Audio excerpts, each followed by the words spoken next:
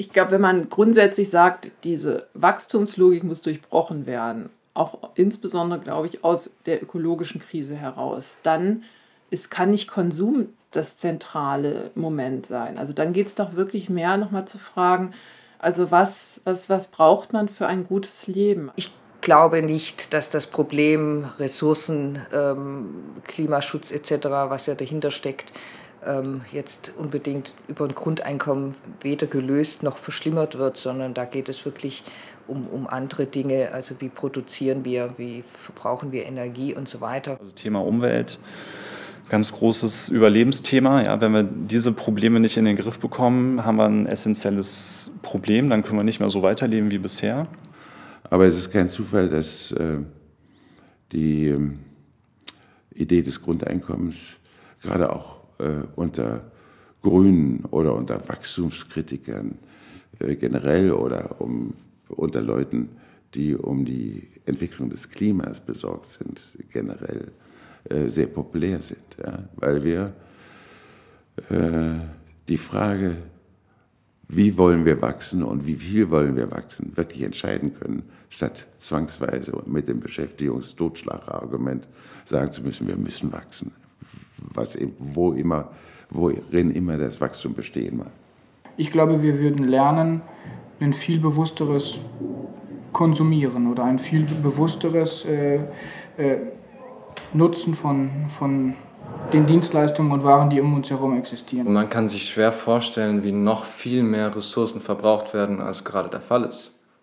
Man kann sich auch schwer vorstellen, dass noch mehr Fische aus diesen Ozeanen geholt werden. Die Autos, es müssen Leute Geld kriegen, dass sie noch ein Auto neu kaufen. Da ist ja diese Perversion des Systems, wird ja ziemlich offensichtlich. Von daher glaube ich, es läuft über andere Prozesse, wird diese Wachstumslogik eher in Frage gestellt. Aber ich könnte mir vorstellen, dass das Grundeinkommen dazu einen wichtigen Beitrag leistet.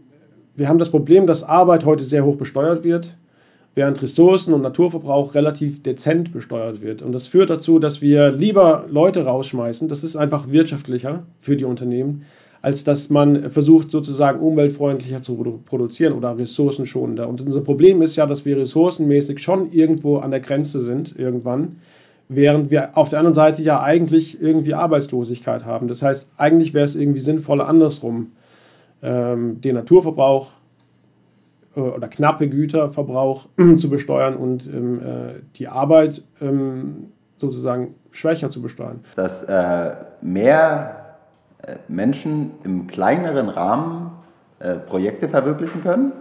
Das heißt, es gibt mehr regionale Aktionen, Verflechtungen und mehr regionale Produktion wahrscheinlich auch dadurch, was Transport spart und an dem Punkt zumindest schon mal ökologisch sinnvoll ist. Mit dem Grundeinkommen würden wir genauer schauen, was wir machen und wofür wir auch unsere Kraft investieren wollen und unsere Zeit. Und wenn ich etwas produziere, was genutzt oder was gedacht ist, um genutzt zu werden, dann schaue ich mehr darauf auch, dass das nicht zu viel produziert wird, weil da steht meine Kraft, meine Zeit, meine Liebe drin und das will ich nicht zum Wegschmeißen.